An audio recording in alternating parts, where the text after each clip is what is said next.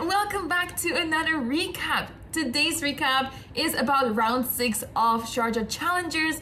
I just finished my game and this game was pretty messy, I have to say, so let's talk about it. In this game, I faced Vihaan Dumir from India, rated 1994.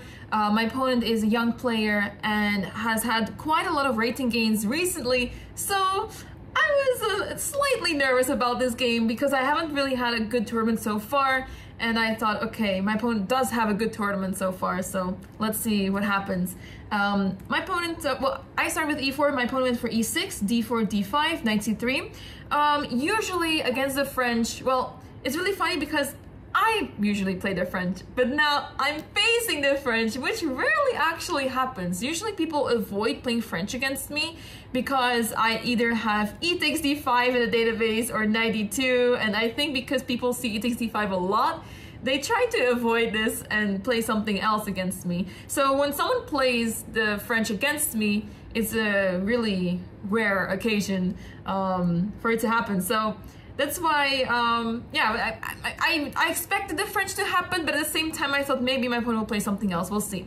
But the French was expected and it did happen, and here I played move knight c3, so I prepared something against the French, and I thought let's change it up a little bit and not play the boring lines that I usually play, and let's actually play something that is most challenging, I would say.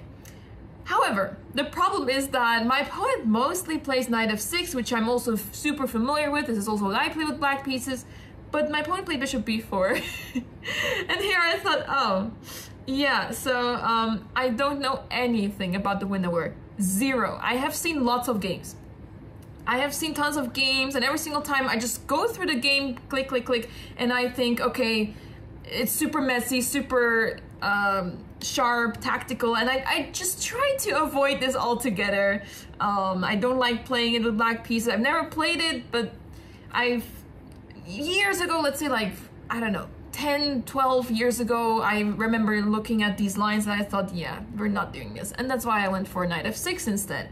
But now I'm actually facing it with white pieces, and usually if you don't really know what you're doing against a winner war, you can take on d5 and play a game of chess, and yeah, you'll see what happens. But I was not really in the mood to just trade on d5 today, and I thought, okay, let's just go for it, e5. I don't know what I'm doing, but let's see. My opponent plays b6, and I thought, okay, I'm familiar with c5, a3, takes on c3, b takes c3, and I thought, okay, that's as far as it goes. There's a few more moves I know, but I thought, okay, c5 is the main move, and when b6 happened, I was a bit surprised. I thought, okay, I feel really lost. I feel really lost not knowing what to do here. So I spent quite some time here, and in the end, after a couple of minutes, I decided to do h4, because if you don't know what you're doing, then pushing the h-pawn isn't always a good idea. That's what we learned in recent years, right? So my opponent took queen d7, another surprising move to me. I did not expect this at all, but it makes sense because I want to play the move queen g4, and after queen g4, moves such as f5 appear, and it's not really pleasant for me. I don't want to trade, I don't want to take on f6, of course, because the knight is f6 and my opponent gets really nice development here. So instead of takes, I'd have to retreat with queen, and I'm not entirely sure what is going on here. Apparently I'm in a better position, but I'm not sure what I'm supposed to do here because it feels quite close. My opponent's coming here with c5, and a bit unclear to me what is going on, but apparently it's good for white. Anyway, after queen d7, I thought, okay, I still don't know what to do. Not much has changed in the position, so let's just play h5. And after h5, my opponent went for h6. So this move makes a lot of sense because, okay, at some point I'm coming in with h6, and then let's say if I manage to get h6 in, g6, and then the dark squares will be super weakened, and that's probably not what you want with black. So my opponent went for h6, but apparently it is not a good move. And the reason why is because after queen g4, which I didn't play, apparently this is not so great for black. I thought f5 would be played here, and the thing is that after queen g6, queen f7 will be played, and you don't really want to trade queens in this position. Usually in the French, black wants to trade queens and then get activity going with c5 and attack the center like this. So yeah, you don't want to trade queens with white. But apparently I had to play queen g3 here and just continue development. Now you have like this nice square g6 available for your piece. Probably the knight can go there. But yeah, it just feels odd to me that this position is so much better for white. I'm not entirely sure about this, but apparently. So after h6, I went for bishop d3. So kind of a missed opportunity to take over in the game so early, but I thought I want to play bishop d3 with the reason that now I want to play queen g4. So bishop a6 was played, queen g4, and now after f5, I am happy to take, knight takes f6, and now bishop g6. And apparently this is not great for me at all, but this was the plan basically. Anyway, so my opponent went for bishop f8, I took on a6, knight takes a6, I retreated with my queen because I thought, okay, I want to attack the knight, let it retreat, and then maybe I start attacking with f4, g4, etc. So knight b8, f4, c5, knight f3, defending the pawn of course, knight c6, bishop e3, once again, defending the pawn. Now the knight g7, I started to spend quite some time. I spent around 15 minutes on this move because basically I was thinking that d takes c5 is the move here, but I realized that after knight f5, I'm running into some issues there. d4, knight g3. I can defend with bishop f2, but I felt like this is a little too passive and I don't want to allow my opponent to play bishop takes c5 or b takes c5 so easily. So that's why I did not like taking on c5, and instead I thought I want to prevent knight f5 from happening whatsoever, so let's just play g4. I played a move g4, and after this my opponent took, and here I have the move knight b5. So this is a sort of intermediate move because if my opponent takes my bishop, then knight d6 check, king d8, knight takes f7, another check, let's say the king moves, and then I take the rook, and I'll be up in exchange, and I should have a really pleasant position because my opponent's pieces are not really developed. I was thinking maybe d4, and after d4 I can go long castle if I want. I have to be a little careful here because there are some threats regarding that pawn on a2 with queen d5, but I was thinking that this should be fine somewhere. It should be fine. So after knight b5, my opponent went for the move knight f5. Quite an interesting move because, well, so many pieces are hanging here, but I thought it was completely fine to just take, d takes e3, and in this position I rushed a little bit. So I was really happy to take on e6, with the reasoning that after f takes e6, I want to push f5 and just destroy the whole black center because the king is still in the middle of the board and I want to start attacking.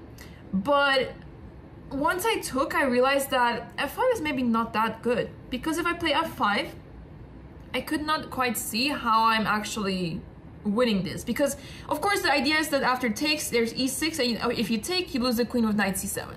So that's of course not going to be played, so the queen has to move elsewhere, let's say queen b7, and the idea is simple. You have a really nice position over here with, you know, this king in the center, can go long castle, but basically all these pawns in the center are pretty vulnerable, and my pawn e6 is also vulnerable but also super strong, and black should be really careful here. So I was really optimistic about my chances here. But of course, my opponent does not have to take on f5. Now, what happens then?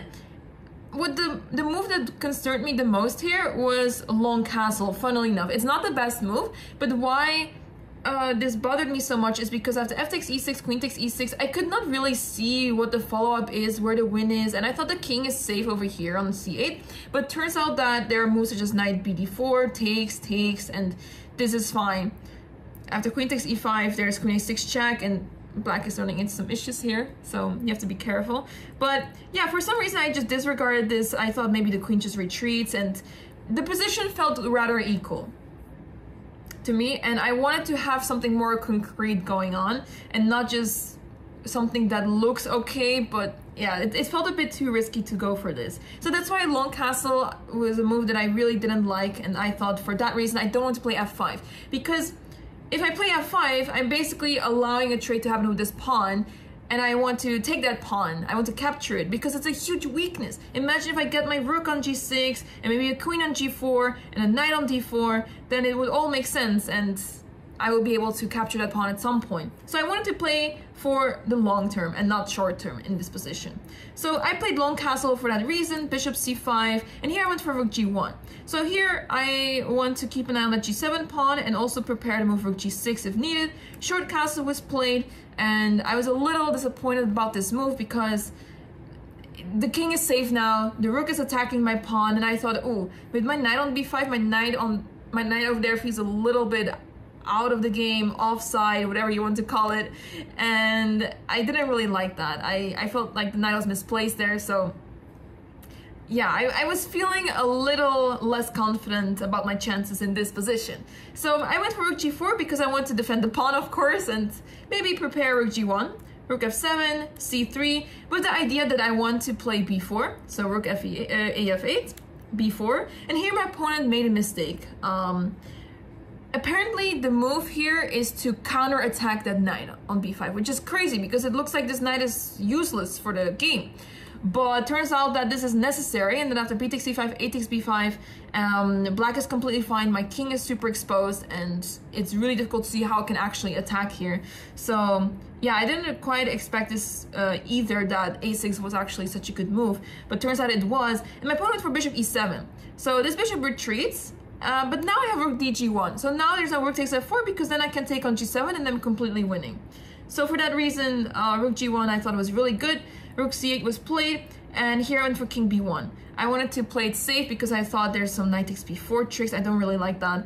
So let's just get out of that pin on the c file. a6 was played now, and now I go back to d4. And now I have a really good position of knight versus bishop. This knight is dominating super much in this position. The pawn on e6 is super weakened, and black does not really have play anymore.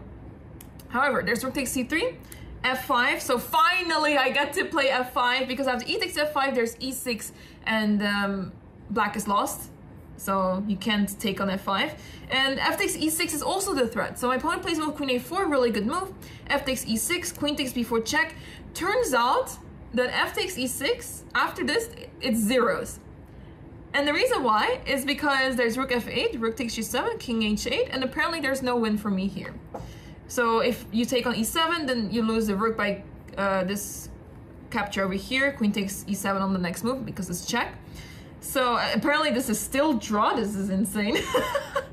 Apparently it's still draw. Oh yeah, I remember seeing this actually. Queen takes d4, and I really didn't like this.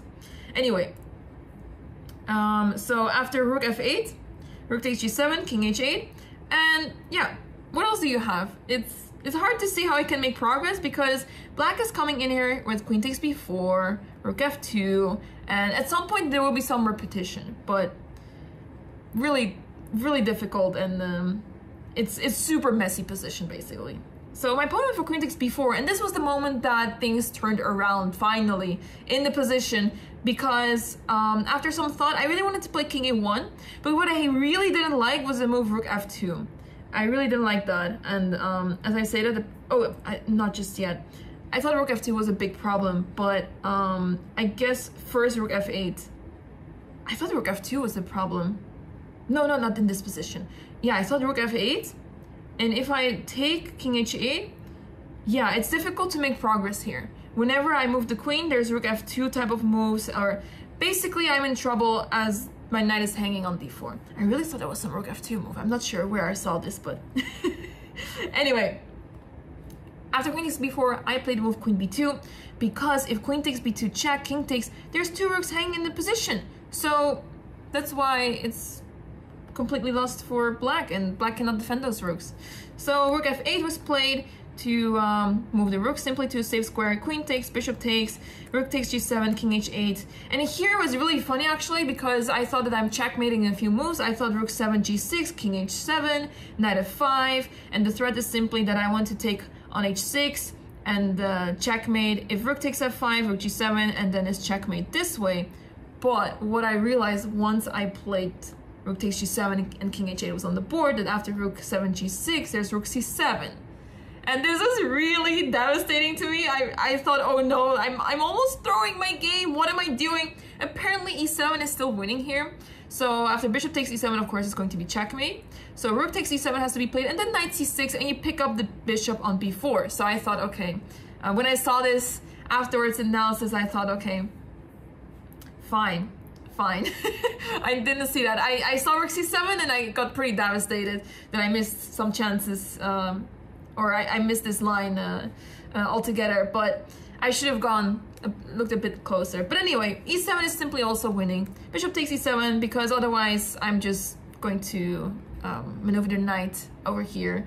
Knight f5, knight e6. Almost every move is winning here. So bishop takes e7, rook takes e7, rook d3.